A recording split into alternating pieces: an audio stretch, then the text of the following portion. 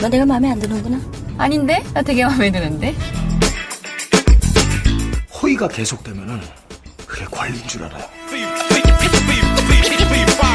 아우 그만 내가 무식해가 시국 그 뜻도 몰라. 뭐 아들도 아니고 변해변해 그랬노. 이런 상황을 어이가 없다 그래요. 지금 내 기분이 그래. 어이가 없네. 시나리오 쓰고 있는 미친 새끼가. 평론가와 일반인 사이 영화미생들의 유쾌한 영화 잡담 시네마스터 시작하겠습니다. 어서 오세요. 안녕하세요. 네, 바로 영화 얘기하겠습니다. 나 다니엘 블레이크. 네. 스토리는 어떻습니까? 네, 백은동님의 의견에 동의합니다.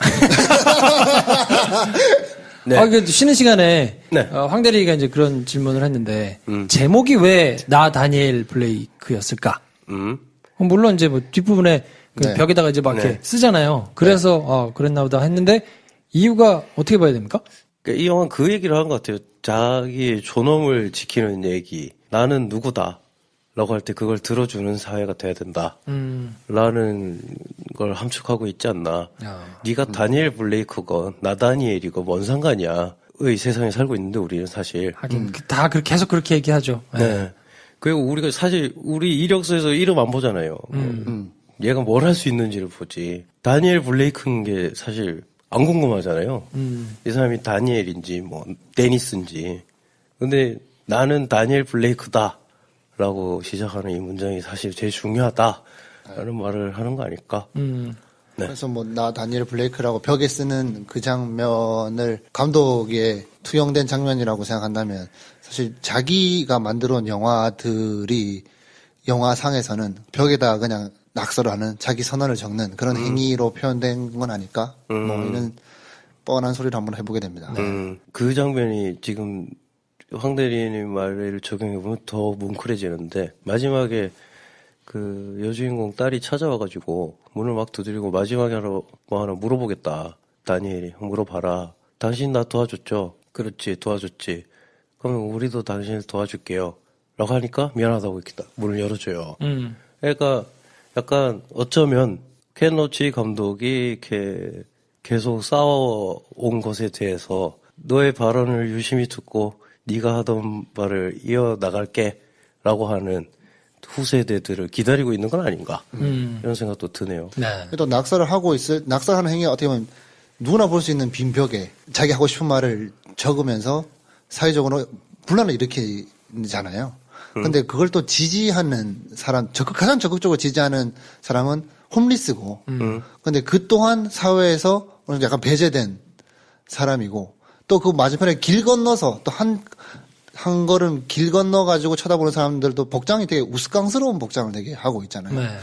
그냥 뭐 이렇게 다시 한번 굳이 대입을 해보자면, 뭔가 이 감독이 자기가 만들어 놓은 영화들이 빈벽에 분란을 일으키는 그런 영화들을 어떻게 사회의 그 경종을 울리는 그런 영화들을 많이 만들었으니까 나는 이렇게 분란을 일으키는 영화를 만들었던 것 같고 적극적으로 동해준 관객도 사회적 소수자였고 한 길 건너서 좀 떨어져 있지만 영화를 찍어준 사람들 또한 사회 속에서 뭔가 주류라고 보기는 힘든 그런 대접을 받았을 수도 있는데 우리는 그런 걸 하고 있는 게 아닌가 뭐 그렇게 뭐 상황으로 대입해서 보게 되는 것 같기도 하고. 근데 진짜 멋있는 것 같아요. 우디 앨런 감독하고는 또 다른 또 측면에서 네. 이렇게 본인이 전하고 싶은 메시지를 네. 끊임없이 영화라는 매개체로 그것도 잘 만들어서 네. 사람들에게 여러 가지를 생각하고 곱씹어보고 뭔가 이렇게 뜨거워지게 하는 작업을 평생 이렇게 할 수 있다는 것 자체가 네. 야 되게 존경스럽기도 하고 진짜 멋있잖아요. 축복인 것 같아요. 네. 사실 그렇게 다 많이들 영화 하고 싶어 하잖아요.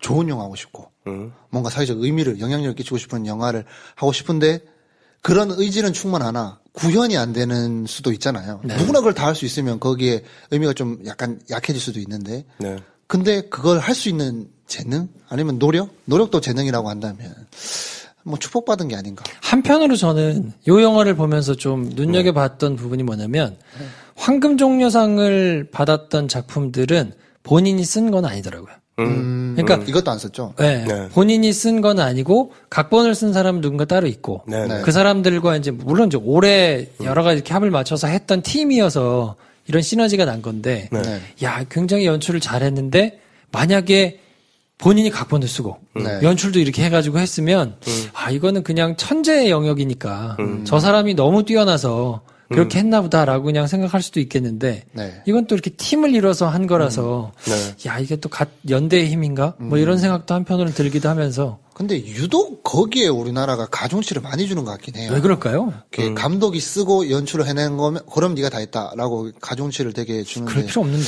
제가 정확하게 기억하는지 모르겠는데 구로사와 아키라 감독이 했던 말 중에 하나도 한 편 정도는 자기가 쓴 걸로 연출해봐야 된다라고 요 정도로만 언급했던 저 기억이 있고 네. 네. 뭐 헐리우드 수많은 많은 영화들이 본인이 쓰지 않았음에도 불구하고 자기 스타일로 영화를 많이 잘 연출 진짜 말 그대로 연출의 역할을 잘 해서 거장 감독으로 인정받는 경우가 많은데 네. 유독 우리나라에서는 감독이 쓰고 연출까지 해야 감독이 다 했다라고 평가를 받는 것 같은데 그런 면에서 투자를 받기가 쉬워서 그런가? 감독이 한국 사회에서 감독으로 입봉하기는 정말 힘들구나 이런 생각을 그렇죠. 그러니까 얼핏 보면 그게 그러면 자기 표현을 중시하는 건가? 우리나라 감독에게 자기가 쓰고 자기가 연출을 하기를 요구하는 게 일단은 두 가지 측면이 있는 것 같은데 감독이 쓰고 감독이 연출을 하고 나머지는 그냥 오퍼레이팅 정도만 하는 것인가?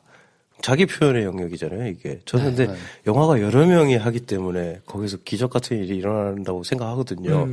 여러 명이 모여 있는데 어느 순간 하나를 향해 가고 있는 걸 확인할 때 나는 시너지 있잖아요. 그게 아까 김프롬이 말하는 어떤 연대의 힘인 것 같기도 하고. 근데 그러려면 어떤 이상이나 비전이 같아야 돼요. 저는 거기서 훨씬 더 가치가 생긴다고 생각하는데, 영화가. 누군가의 자기 표현인데, 손발이 모자라서 누가 도와주러 왔다라고 하면, 전 좀 그게 이상한 구성인 것 같고, 그러니까 잘 맞는 시나리오가, 그러니까, 깨똑같이 얘기도 찰떡같이 알아듣는 사람들끼리 모여서 뭔가 더 자기 N 곱하기 N의 영역보다 더 큰 걸 만들어내는 게 중요하다고 생각을 하는데, 일단 이제 자기가 써서 자기가 연출을 해야 된다, 그게 너의 역량이다 이래버리면, 이거 그럼 감독 한 명의 것인가? 다른 사람들의 플러스 알파 능력을 믿지 않는 건가? 이런 의문도 들고, 두 번째는 영화로 만들 만한 이야기를 잘 쓰는 사람들에 대한 대우가 사실 안 좋은 거 아닌가? 그럴 수 있죠. 드라마 작가들은 돈 엄청 많이 벌거든요. 사실은. 물론 드라마 작가가 되는 것도 정말 힘들고, 네. 드라마 작가로서의 삶도 정말 힘든데, 어쨌든 잘 살 수는 있거든요. 그 영화 시나리오 작가라는 것 자체가 이게 직업군에 들만한 직업인지도 잘 모르겠어요. 딱히 꼽을 수 있는 사람이 생각나지도 않고. 네. 와, 네. 그러네. 그쵸. 근데, 뭐, 헐리우드만 해도. 트럼보가 있잖아요. 로마 유래서. 사이즈의 문제인가 싶기도 하고. 네. 그쵸. 사실 기본적으로는 이야기인 건데. 네. 이 이야기를, 그리고 이야기가 누군가가 쓴 이야기를 누가 연출하냐에 따라 영화 달라진다는 개념 자체가 사실 연출을 훨씬 더 존중하는 건데. 네가 쓴 이야기 네가 써라 하면 자기가 쓴 거 자기가 찍으니까 자기가 제일 잘 알겠지 뭐. 요 정도 수준에서 끝난 거거든요. 뭔 얘기를 갖다 줘도 얘는 이걸 이렇게 만들 수 있어. 그러니까 연출의 영역, 독특한 영역을 존중해 주는 건데 아직 그게 그 시기가 안 온 것 같다. 아직 역사가 짧으니까 뭐 조금씩 이제 변모해가지고 그렇게 가는 걸 네. 기대해 보는 수밖에 없을 텐데. 네. 그러니까 이 영화 자체만 해도 사실 이제 일부에도 얘기를 했는데 네. 굉장히 작은 소재. 네. 어떻게 보면 누구나 다 그렇게 생각하지만 네. 그냥 지나쳤을 법한 네. 그런 소재를 가지고 이렇게 묵직한 메시지를 전달할 수 있는 힘이 대단하다 싶은 생각이 사실은 이제 영화를 보면서 네. 1시간 반이 결코 짧게 느껴지지도 않으면서 또 그렇다고 나올 때 그 먹먹함이라든지 뭐 이런 게 또 굉장히 세니까 네. 야, 이게 굉장히 훌륭하구나 이런 생각이 좀 들긴 했거든요. 저는 이런 생각을 했는데 영화를 보고 나와서 뒷부분에 저렇게 끝나다니 싶었어요. 한 대 쳐맞은 느낌이었거든요. 네. 근데 그냥 이걸 이제 제 식으로 표현을 하자면 그래서 저렇게 끝나? 하고 장례식장에서 이제 그가 쓴 글을 쭉 읽으면서 나는 그냥 한 명의 시민일 뿐이라고 그 이상 그 이하도 아니다. 영화 탁 끝나고 크레딧이 쫙 올라가는데 야 무슨 느낌이냐? 야 울지 마 이 새끼야. 정신 차려. 나가서 할 거야. 약간 이런 느낌이었어요. 감상에 빠지지 말고 네 할 거 해라. 네가 하면 도와줄 거다 사람들이. 지치지 마라. 근데 네 생에 네가 원하는 이상이 안 올 수도 있다. 어떡할 거냐? 슬퍼할 거냐? 계속 이 정신을 번쩍 들게 만들더라고요, 이 영화가. 그냥 목적이 너무 확실한 거예요. 에너지도 넘치고. 네. 근데 어떻게 나는 이걸 이렇게 느낄까? 잔잔하게 오다가 마지막, 어쨌든 이 시나리오를 배우들이 받아봤으면 마지막 장을 읽었을 텐데 이렇게 끝나버리는 걸 알고, 근데 그 안에서 어떻게든 한 발 한 발 나가고 개선해 보려고 하는 삶을 사는 사람을 리얼하게 연기를 하는 영화를 찍으면서 이 사람은 정말 확고한 신념으로 영화를 찍었구나. 근데 나온 영화는 확고한 신념은 느껴지지만 누군가를 적으로 돌리지 않더라고요. 다 그렇죠. 그냥 사람일 뿐이에요. 그래서 어떨 땐 지옥처럼 느껴지고 어떨 땐 천국처럼 느껴져요. 전혀 자극적인 장면 없이. 마지막에 저들 손에 우리의 목숨이 달려있는 게 정말 웃기지 않아? 라고 말한 다니엘 블레이크를 인공호흡, CPR 하고 있는 사람들은 그들이에요. 누구도 쉽게 욕할 수 없게 만들고 누구도 쉽게 동정할 수 없게 만들고. 그러네. 네. 그래서 저는 정말 항상 영화를 보면서 이게 너무 아쉬워요. 라고 하는 부분이 딱 그건데 도식화시켜서 우리의 감정을 얹어가지고 카타시스를 느끼게 하는 영화 말고 관객을 지적인 사람으로 대우해주는 영화가 있으면 좋겠다 싶은데 그냥 이 영화가 그냥 그런 영화라서 너무 행복했고 보고 나서 이 감독이 근데 내 귀에 확성기를 대고 그냥 거의 소리 지르듯이 말하는 메시지는 너무 명확하게 남고 너무 좋았다.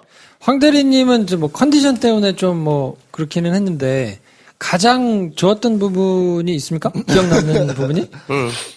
뭐 컨디션 때문이기도 했고 네. 사실 솔직하게 말하면 그래도 뭐 뭔가 라라랜드를 봤으면 재밌게 봤을 수도 있었을 것 같아요. 그렇지. 그래요, 맞아요. 그럴 수 있죠. 네. 그럴 수 있죠. 뭐 그래서 이 이야기가 이 뭐 영화 자체가 뭔가 감정의 기복이 크거나 뭔가 이렇게 몰아붙이는 영화가 아니다 보니까 좀 쉽지 않았던 면도 있는데 그럼에도 불구하고 좋았던 장면을 생각해 보자면 배 감독님부터 얘기하는 거예요. 그렇다고 할 수 그럴 수 있죠. 네. 네, 그럴 수 있습니다. 왜냐면 이제 들으시는 분들은 이상하게 생각하는 게, 야, 김프로가 저런 얘기를 저렇게 좋아한단 말이야, 저런 영화를? 라고 생각할 수 있는데요. 제가 고민이 많던, 주제여서 그럴 수 있을 것 같아요. 그쵸. 제가 이제 기자 생활을 하면서 늘 이렇게 보고 뭐 네. 이렇게 고민하고 했던 지점의 문제여서 네. 조금 특별하게 다가왔을 수는 있고요. 제가 뭐 이런 영화를 보고 좋아하고 막 이럴 정도로 수준이 높지 않기 때문에. 네. 저는 제일 인상 깊었던 장면이 뭐냐면, 네. 그 식료품점에 가서 여자가 너무 배가 고프니까 그 소스. 캔을 따가지고 그걸 먹잖아요. 네. 되게 울컥하고 막 너무 마음이 아팠는데 내가 성격이 이상한가 봐. 그걸 왜 손에 받아 먹을까? 그래. 라는 생각이 입으로 드는 바로 거예요. 먹지. 따서 입으로 먹으면 안 흘리고 훨씬 많이 먹을 수 있는데. 그래요. 왜 저거를 물론 이제 그러면서 이거 그럴 정신도 없고 그냥 너무 허기가 지고 막 하니까 그냥 본능적으로 뜯어가지고 어쩔 줄 모르게 쓴 걸 연출하고 싶었을까? 뭐 결과적으로는 그렇게 손에다가 질질 흘리면서 먹어서 더 막 마음이 찢어지는 마음이 들어서 훨씬 좋기는 했는데 네. 갑자기 문득 그 생각이 들더라고. 그냥 저도 입에 바로 먹지. 따서 맛있지. 나만 그런 게 아니구나. 그게 연출이죠, 뭐. 네. 그러니까요. 네. 근데 그러니까 따서 마시면 안 되나? 약간 그 생각이 계속 들었어요. 그러니까 진짜 쟤 정신없다. 진짜 없어 보인다 생각이 들면서 되게 슬펐거든요. 저 들켰는데 또 추하게 손에 다 묻혀가지고 막 이런 느낌이 들게. 근데 그 부분 진짜 좀 먹먹하더라고요. 그 연기를 너무 잘하는 게 처음에 되게 들어가서 위축돼가지고 막 있으면서 생리대는 없냐고 이렇게 막 물어보면서 하는데 그건 없는데 옆에서 또 되게 친절하게 도와주려고 도와주러 온 사람들이잖아요. 네. 근데 거기서 막 되게 어쩔 줄 모르고 하는 그 장면 연출도 너무 좋고 사실 좀 이상하게 그 장면이 계속 기억에 남는데 영화가 그냥 오락이 아니라 예술이 됐다 쳤을 때 그럼 오락이 아닌 예술은 뭐냐 이런 얘기를 할 것 같아요. 이 장면을 빗대서 그 딸의 방에 모빌 비슷한 걸 달아주잖아요. 물고기. 예, 네. 장난감으로 치면 좀 허술한 거고 그게 이쁘긴 이쁜데 뭐 딱히 쓸모는 없고 근데 그때 너무 애가 행복하게 웃거든요. 그냥 이 영화도 그런 건 것 같아요. 그러니까 막 내 기분을 다 풀어주는 것도 아니고 그렇다고 내 삶의 질을 직접적으로 높여주는 쓸모도 없는데 보고라면 그냥 좋다. 이걸 만들어준 사람을 기억하면 내가 기분이 좋다. 이런 정도의 게 우리가 할 수 있는 최선 아닌가. 네.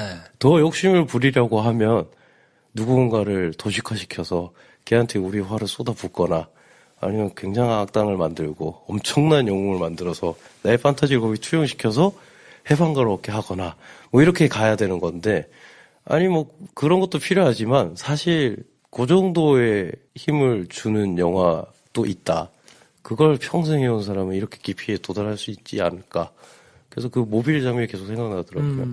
황대리님 생각나셨어요? 네, 생각 안 났습니다. 생각이 안 날 수 딱히 있죠. 이상적인 저는 장면을 옛날에 뽑을 수가 비슷한 없네요. 경험이 한 번 있어가지고 네. 법원을 출입할 때였는데 네. 법원을 출입하면 그 루틴이 있어요. 아침에 해야 되는 뭐 몇 시에는 어디 가서 뭘 해야 되는 뭐 이게 있거든요. 네. 그래서 어디 가서 붙어 있는 뭘 확인하고 그 위치로 옮겨가지고 뭘 확인하고 뭐 그걸 한 다음에 이제 뭐 위에 선배들한테 보고를 하고 뭐 이 루틴이 있는데 그거를 확인하러 제가 이제 막 바쁘게 가고 있는데 어떤 이제 나이 많이 든 할아버지였던 것 같아요. 네. 이제 그 법원 공용 컴퓨터에다가 그 자기가 이제 뭐 이렇게 써온 거를 네. 탄원서였던가 그거를 뭘 이렇게 쳐달라고 저보고 네. 그래서 이거 좀 쳐줄 수 있냐 그래서 제가 앉아가지고 치는데 전 이제 금방 치는 건 줄 알고 받았는데 너무 많은 거야 장수가 그건 물리적으로 제가 다 칠 수가 없어요. 그래서 조금을 이제 치고는 이거 제가 다 칠 수가 좀 없을 것 같다. 네. 죄송하다 하고는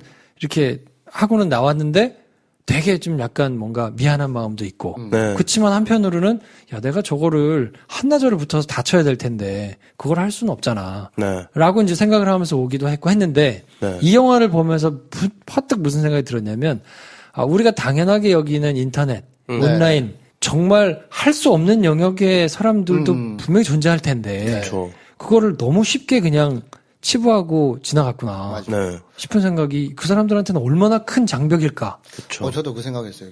당장 멀리 갈 것도 없이 저희 부모님만 해도 컴퓨터가 익숙하지 않으시거든요. 네. 그렇죠. 근데 뭐 평균 수명으로 봤을 때 30-30년을 더 살아가셔야 되는데 우리 부모님이 제가 어렸을 때는 분명히 가장 사회에서 유능한 계층이었는데 네. 30대에 접어들었을 뿐인데 부모님은 어떤 사회적에서 특별히 감당해야 될 기능을 못하는 계층이 돼버린 거예요. 이게 처음에는 이기적으로 아니 일반적으로 보통 이렇게 판단할 수 있을 것 같은데 우리 부모님이 제 사회와 가정에 충실하지 못했다라고 생각을 했었는데 영화 보면서 느낀 거는 아니면 그전에도 생각하고 있던 부분은 이건 구조적인 문제다라고 생각을 하게 되더라고요. 네. 분명히 사회가 그렇게 빨리 변하면 그거를 보완할 수 있는 뒷받침될 수 있는 장치가 분명히 필요한데 이거 없이 줄창 앞으로 달려가던 시대였으니까 그런 부분에 있어서 뭔가 구조적인 문제에 대해서 좀 의문을 가졌던 적, 불만을 품었던 적이 있는데 이게 영화상에서 너무 잘 구현돼 있으니까 그거보다 되게 공감했던 네. 순간은 있네요. 야. 사실 예전부터 왜 그런 얘기 많이 하잖아요. 나이를 먹으면 지혜로워지고 그래서 존중해야 된다 뭐 이런 얘기도 하고. 근데 사실은 원시인들이야. 사냥 기술을 뭐 건네 전수받고 그래서 어른들이 지식이 쌓였던 거고 네. 요즘 애들이 훨씬 똑똑하지 이런 얘기를 하는 시기를 거쳐서 지금은 이제 아예 세대 간의 격차가 아니라 세대 간의 단절이 있잖아요. 근데 저는 이 영화에서 뭘 느꼈냐면 그래 그래도 노인이 지혜로운 거야 라는 얘기를 하는 것도 아니에요. 그 젊은 애들이 훨씬 똑똑하지라는 얘기를 하는 것도 아니고 사실 우리가 똑똑한 척 할 수 있는 거는 구글을 할 수 있었잖아요. 그냥 저만 해도 10년 전에 저랑 지금 저랑 머릿속에 외우고 있는 게 훨씬 줄었어요. 진짜요. 전화번호 옛날에 다 외웠잖아. 네. 그러니까 제가 심지어 저는 깜짝깜짝 놀라는 게 제가 할 수 있던 걸 인터넷 찾아봐요, 이제. 왜냐하면 까먹었어요, 다. 자취를 굉장히 오래 했는데 해먹던 걸 이제 찾아서 하거든요, 항상. 레시피 보면서 요리도. 그 우리가 자랑할 게 아니라 그냥 인터넷에 우리가 검색을 할 줄 안다 뿐이지 우리가 똑똑한 게 아니고 점점 멍청해지고 있는데 노인들은 뭐 더 할 나위 없지. 심지어 그러다가 약간 오락가락하고 기억력이 더 우리보다 안 좋으면 우리는 검색이라도 할 수 있지. 그들은 정말 쓸모가 없는 거 아니야. 이런 말 할 수도 있는데 그 관공서 가가지고 사람들이 이제 그 쫓아내려고 그러잖아요, 주인공을. 그때 이 노인이 소리를 막 지르면서 야, 그 다음 사람 누구냐고. 저 사람한테 좀 양보 좀 하라고. 라고 하는데 그게 난동 부리는 것처럼 돼가지고 쫓겨나잖아요. 그 사람이 지혜로운 것도 아니고 그런 상황을 많이 관공서에서의 난동을 많이 겪어서 이걸 어떻게 대처해야 되는지 아는 사람도 아니고 그냥 예전에는 이렇게 말하면 상식이 통하던 대로 계속 하는 화석 같은 사람인데 아, 정말 우리가 지켜야 되는 건 이거 화석화되지 않게 상식을 계속 되살리는 거구나. 이런 생각을 했어요. 한 가지 보면서 좀 다행이다 싶었던 거는, 네. 우리나라 공무원들도 많이 관료화 되기는 했지만, 네. 야, 그래도 아직 저 정도는 아니잖아. 싶은 생각이 좀 들어서, 네. 거기 와가지고 그렇게 막 절절 매고 있으면, 누군가는 그래도 아직은 좀 도와주잖아요. 그렇죠. 그리고 뭐 신청도 못한다 그러면, 전 좀 다른 생각을 했어요. 그래요. 영화 상황에서는 진짜 개인이 느끼는 불편에 대해서 표현하고 있지만 시스템이 잘 돼 있구나라고 생각했어요. 어떤 상황에 맞게 거기에 어플리케이션만 내면 뭔가 받을 수 있는 제도는 시스템은 잘 돼 있는데 거기까지 진입 장벽이 조금 잘 해결이 안 됐구나라고 느끼는데 사실 우리나라에는 그런 거 찾아볼 수가 없잖아요. 지원 자체가 네, 뭐, 힘들다. 뭐 산재를 당했을 때 뭐 받을 수 있는 거 산재로 처리가 안 됐을 때는 여기 가서 이거 실업 뭐에 대해서 받아라 하는데 뭐 이런 절차에 대해서 또 거기 또 이렇게 나이가 든 계층인데도 재취업할 수 있는 기회에 대해서 시스템이 또 돼 있고 거기서 이 정도만 실제로 취업을 못할 확률이 훨씬 더 높잖아요. 근데 못할 수 있지만 그걸 시도했다는 것만으로 그거 가지고 또 이제 주는 페이가 있고 이런 시스템들이 돼 있어서 근데 이제 거기서 하나 조금 더 들어가서 살펴볼 수 있는 거는, 네. 그렇게 관료화되어 있는 시스템의 여러 가지 기능 자체를 모르지 않는데, 그거를 굳이 보완하지 않는 것. 그것도 네. 그렇죠. 비효율적으로 만들어 놓고 그렇죠. 그걸 하나의 정치적인 수단으로 활용하는 거죠. 그렇죠. 그래서 그렇게 해가지고 못 타먹는 사람들이 많이 생기고 하는 것 자체가 의도에 깔려 있는 거라서. 네. 근데 이제 우리나라는 그런 시스템 자체가 없다는, 그러니까 부족하다는 네. 것도 맞기는 한데 그래도 이제 의도화된 그런 비효율성을 위해서 시스템을 설계를 했다 하더라도 약간 잔정들이 있어가지고 인지상정이 있으면 뭔가 좀 이렇게 해주고 뭐 거기서 먼저 왔다 그러면 아이 그럼 알았어요 이렇게 뭐 해드릴게요 뭐 소리 높이면 이런 게 아직은 좀 남아 있으니까 그래도 조금 뭐 상대적으로 우리는 영국보다는 민영화 문제나 이런 것들이 조금 이제 덜 하긴 하니까요. 네. 그러니까 아직은 그래도 우리나라가 저 정도는 아니니까 조금 그래도 좀 희망이 좀 있는 거 아닌가 싶은 생각도 조금 한편으로는 들기도 하면서 네.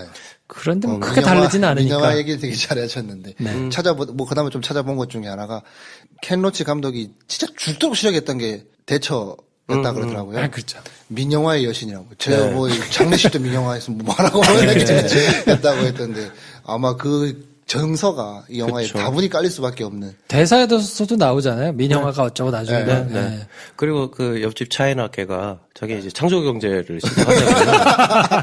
그래서 걔네가 우연은 없다고 다 네가 포기하게 만들려고 이렇게 복잡하게 만들어 놓은 거라고. 그래서 딱 꼬집어 주잖아요. 네. 근데 저는 이 영화에서 또 약간 좀 더 한 발 깊이 가보자면 인지상정과 그 우리가 그래서 서로 돕고 살아야 된다. 그래서 이제 위안받는 장면이 굉장히 많긴 해요, 이 영화가 또. 근데, 저 여기서, 이 사람이 더 한 발 나가서 더 사실 굉장히 냉철하다. 머리는 냉정하고 차갑고 가슴은 뜨겁다는 게 뭐냐면, 다 무슨 일이 있든 얘기해라, 도와줄게 라고 얘기를 해요. 주변 사람들이. 이 다니엘 블레이크한테. 근데 그 도움을 받는데 익숙하지 않는 사람도 있을 수 있잖아요. 정말 혼자 다 하려고 하는 사람. 식료품이 떨어져가지고 만약에 굶어 죽었어 옆집에서 그럼 이것까지도 생각을 하고 있는 거예요. 다 도와준다 그래 심지어. 근데 도움을 거절했단 말이야 이 사람이. 그럼 거절한 이 사람 잘못인가?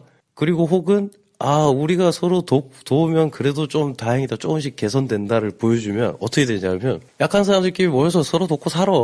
그럼 되는 거 아니야. 그래 그러자. 이러고 끝나게 된단 말이에요. 근데 이 영화 거기서 한 발 더 나갔어요. 도와줘도 부족해. 시스템도 문제야. 근데 시스템이 문제라고 우리가 막 얘기를 한들 밖에 만약에 없다 치자. 그럼 비슷한 애들끼리 모여서 서로 도우면 그게 해결되는 거야? 그러니까 더 먼 길을 보고 있는 거예요. 계속 투쟁을 하라는 거죠. 저는 거기서 이 사람이 굉장히 따뜻한 희망도 보여주면서 하지만 니네가 여기서 멈추면 아무것도 안 바뀔 거라는 것까지도 계속 얘기하는구나. 나한테 핑계 댈 걸 하나도 안 만들어주고 있다. 아무튼 뭐 저희가 의도를 한 건 아닌데 2017년에 처음을 나다니엘 블레이크로 시작을 하게 됐는데요. 그러네요. 여러 가지 뭐 하여튼 뭐 의미하는 바가 있는 것 같기도 하고 그리고 또 나름대로 거장 감독의 평생을 영화에 바쳐서 나름대로 메시지를 전달해 온 네. 그리고 그 결실을 또 황금종려상을 받은 네. 뭐 작품으로 저희가 이제 한 해를 시작하게 돼가지고 네. 방송에 나갈 때는 또 이제 요게 가장 처음 음. 방송으로 이제 편성이 되니까 그렇죠. 많은 의미가 있는 것 같고요. 나다니엘 블레이크를 혹시 아직 안 보신 분들이 계시거나 뭐 먹먹한 기분을 다시 한번 느끼고 싶으신 분들 계시면 뭐 찾아서 보시는 것도 의미가 있을 것 같고요. 네. 그 배감독님 보시기에 다니엘 블레이크가 케노치 감독 영화 중에 베스트라고 할 수가 있을까요? 그냥 대표적인 것 같아요. 그러니까 저는 이제 이 영화를 보니까 그냥 평생 한 편을 찍은 거구나 싶고 그냥 영화 한 편을 계속 찍고 있는 느낌이고 네. 다음 영화가 기대된다고 하기 좀 미안한 할 만큼 기대할 수 있을까요? 너무 연세가 있으셔가지고 이제 할 만큼 네. 하셨다. 네. 이제 우리 이걸 빨리 보자. 그러니까 2년 전에 은퇴도 하셨기 때문에 그렇죠. 2년 전에 은퇴하고 만든 게 이 영화가 네. 은퇴하겠다고 선언하셨는데 그 네. 뒤에 이제 뭐 심경의 변화가 있으셨든지 뭐 네. 어쨌든 다시 만든 영화이기 때문에 네. 뭐 이제 연세도 있고 하니까 그렇죠. 이후에 또 다른 작품을 뭐 볼 수 있으면 좋은데 네. 혹시 뭐 기대를 하기가 그렇게 뭐 일반적이지는 않다 뭐 네. 이런 생각이 좀 들고요. 네. 어쨌든 2017년에도 뭐 시네마스터는 계속 영화 보고 와서 여러 가지 영화 잡담을 지속적으로 해드릴 테니까요. 2017년 벽대 첫 방송의 마무리는 우리 후원회장의 발언으로 좋습니다. 늘 준비를 하고 있으란 말이에요. 그러니까. 네? 훅훅 들어. 언제 찔러도 그럼. 대답할 수 그 있도록. 생각이 들었어요. 이게 뭐 제 개인의 뭐 2017년 레솔루션을 정리한 건 없는데 시네마스터를 생각해 보면 좀 더 이제 한 걸음 더 이 영화 팟캐스트가 갈 수 있는 방법이 뭐가 있을까를 생각해 보면 이제 정기적인 만남을 좀 더 할 수 있는 게 우리가 다음 스텝으로 할 수 있는 게 아닐까. 정말 다양한 여러 가지 팟캐스트들이 생겼다가 어느 정도 인지도도 확보했다가 사라지고 또 지속적으로 계속 해오는 팟캐스트도 있고 그 다음에 뭐 여러 가지 형태로 이런 이야기들이 양산되고 있는데 여기서 좀 더 의미 있는 움직임을 하기 위해서는 정기적인 만남을 통해 가지고 좀 살을 부대끼면서 단순히 우리도 녹음하고 듣고 이런 행위로 끝나는 게 아니라 서로 관계 맺으면서 뭔가 관계를 돈독히 할 수 있는, 연대할 수 있는 그런 장으로 갈 수 있으면 좋겠다라는 생각이 들었고 이게 2017년도에 시네마스터가 할 수 있는 의미 있는 움직임이 아닐까 싶은데 그러기 위해서는 대관료가 필요할 것 같다. 그래. 마무리 잘했다. 좀 돌고 있었어. 그러니까, 대관료는 선불이거든요. 선물이 필요합니다. 선불이라. 현물 지원 좋습니다. 아니 영화를 주시든가. 그러니까요. 아무튼 영어로 문자를 주시던가. 17년에도 열심히 저희 달릴 테니까요. 네. 뭐 이렇게 저렇게 후원도 해주시고 네. 저희가 또 자리 만들면 찾아와도 주시고 계속 사랑해 주셨으면 좋겠습니다. 들어온 거 싹싹 끌고는 대관이 안 돼요. 2017년에 내가 고국적으로 한번 내가 한번 지원하겠다라는 마음으로 딱 쌓아주시면 제가 이거 뭐 이게 간식도 오늘 밥도 안 먹었어요. 야, 이게 거의 진연필 회장 수준이야. 야, 눈물 쏙 빼가지고. 밥도 안 먹고 하고 있습니다. 돈 주워주신 돈이 저희 싹 쌓아가지고 필리핀으로 도망 안 갈 테니까요. 네, 걱정하지 마시고. 네. 대관 한 대 쓰겠습니다. 자, 평론가와 일반인 사이 영화 미생들의 유쾌한 영화 잡담 시네마스터 오늘은 여기까지 하겠습니다. 다음 시간에 뵙죠. 안녕히 계십시오. 좋아요, 구독, 공유, 알림 설정 필요합니다. 필요합니다. 안녕. 안녕.